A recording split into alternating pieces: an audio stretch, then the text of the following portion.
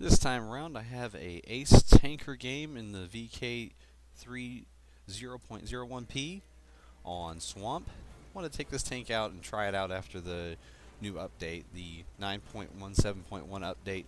I actually saw this tank get a number of little boosts, mainly the gun's dispersion while moving in all different forms, while driving, while turning the hull, while turning the turret. It was reduced on all of those, and they actually bumped the APCR ammo penetration up from 171 up to 194. So now it will actually be able to deal with tier 8 and some of the tougher 7s a little easier when you have to dig into premium. And it also got on the second turret, the top turret here, like I'm using with the 88 L56 gun, it received more mantlet armor. So now the gun mantlet is actually a bit thicker, and I looked it up on tanks.gg, and it ranges anywhere from a minimum of around 150 all the way up to 235 millimeters of armor. So it's not consistent, but there is a chance that this new increased armor on the gun mantlet of the top turret can save you here and there. Now in this game, you can see my team doesn't have any heavies compared to the enemy team having 4. I decide with my punchy 88, I'm going to get right up front early on. So I don't sit back, I'm actually pushing all the way up.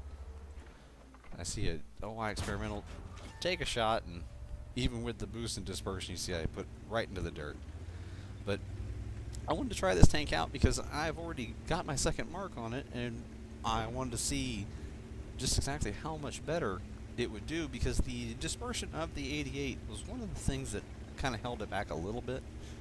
It did have a lot of bloom when you moved, meaning as soon as you started to move the tank, turn the turret, your aiming circle would expand and get very large. Now, it's got a little bit better gun control.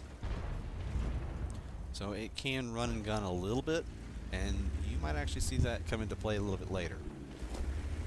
Needless to say that this tank, I've played it quite a bit. I find it to be very, very much one of the tanks that most people dislike, but it has gotten a bad reputation for no reason. So as you see, there I punch a shot into the KB2 for over 200 damage, and a second one.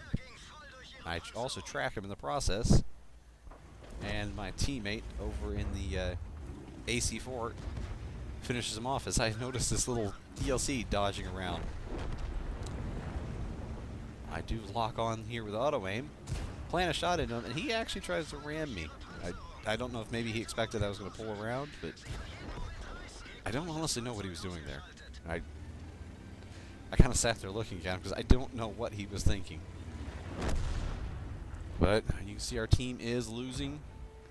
I aim in, and punch a shot straight through the front of the turret on the T1 Heavy there. But I don't think our team's been leading at any point while I've been talking. So I decided to move back up. Our ELC has gotten isolated, but I've seen him moving around. He seems to know what he's doing, so that's probably fine. He's able to actually get in behind these heavies, and I actually watch him start to move in on this OI. And as soon as this OI experimental turns, place a shot into him on the move. Previously, that would be about a 50-50 chance of hitting. And I get on the move and hit him again. So that is probably where the dispersion boosts would be easiest to notice. Because I was moving and turning the hull, turning the turret, everything basically. The worst possible way you could do it. And again with the T1 Heavy. I hit him on the move, and I'm moving in. And again, that's another kill on the move. That would have been the worst case scenario before with this tank. It was very good at poking around a corner, aiming and placing a shot quickly, but it was not very good at run and gunning. And now you've seen already a couple examples where I've been able to pull that off. So if you've tried this tank before and didn't like it, because of that, this might change your opinion a little bit. Of course, just as I say that, it put a shot in the dirt. It's still not the best at it, but it is better. As you can see there, I had to turn the turret a little bit. I was able to knock the Cromwell out. But if you haven't played this tank in a while, it would be worth giving it a try. the 88 is pretty punchy for a tier 6 medium. A lot of people don't expect to get hit for over 200 damage all of a sudden. If you notice, I haven't fired any premium yet. So the boost the 88 received a couple updates ago was pretty nice. And there's the gun mantlet coming into play as a T67 bounces off my turret's front. I get a little carried away. I poked the ridge one time too many trying to get a shot into the turret of the ARL 44, which that is where you would want to shoot him. I am backing off because I suspect he'll go for me as the kill, but no, he actually shoots for the Valentine, which I thought was crazy.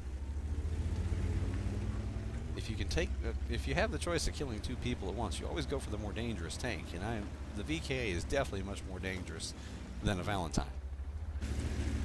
Just trying to ease over to knock that SU-100 out. So as you can see, there's two there. I chose the more deadly tank to kill. You know, the T-28 and a SU-100. Kind of the same situation that the enemy ARL faced. A tier 4 and a tier 6, both one-shot kills, and I killed the tier 6 while he went for the tier 4.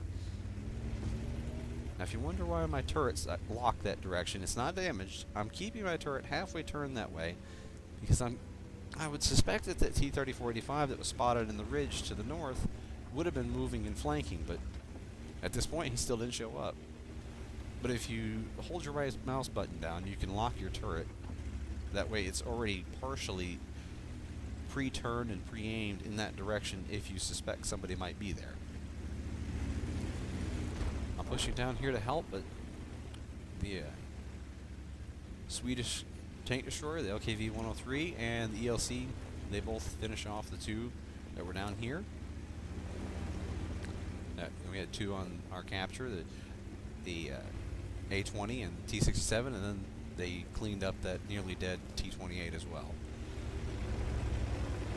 But now, after never having led early on, now we finally have a one-tank lead, but all of us are one-shot kills for that SU-100Y, and the ELC and myself are both one-shot for the T-3485. The LKV could take one hit as long as the T-3485 is not using the howitzer, which I haven't personally put my eyes on that tank yet, so I don't know if he is or not. I mention that because I've seen a few people recently running the howitzer on the T-3485, which can surprise you if you're running a lightly armored vehicle like a Swedish tank destroyer. But I see the ELC's pushing forward, and I want to try to keep up with them as much as possible. Spots the SU-100Y, and I realize he's behind cover, so I can actually get moving up. See, the ELC must have been able to put a shot into him and then hid. I pause to make sure he's not pushing forward, and then I start to move up, so I want to try to get to the corner. At the very least, if I can distract him, maybe the LKV can move up. I'm just kind of inching up slowly, hesitating, and then I decided to poke the corner, and I actually noticed the T-3485 popped around the corner, and I got extremely lucky. I decided just to fire off the shot just to try, and it did actually land and went straight through the front of his turret. The SU-100Y actually charges the little LKV and gets taken out, which is very lucky because that LKV is very iffy on its gun.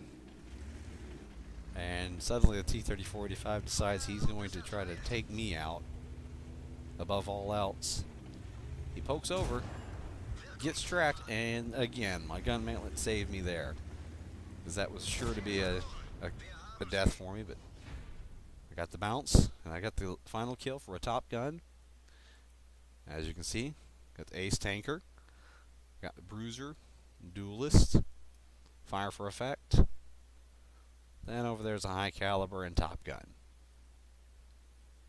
Going over to the team score, got 3,399 damage, the 6 kills, and then 1,469 experience. And there's all of the medals again.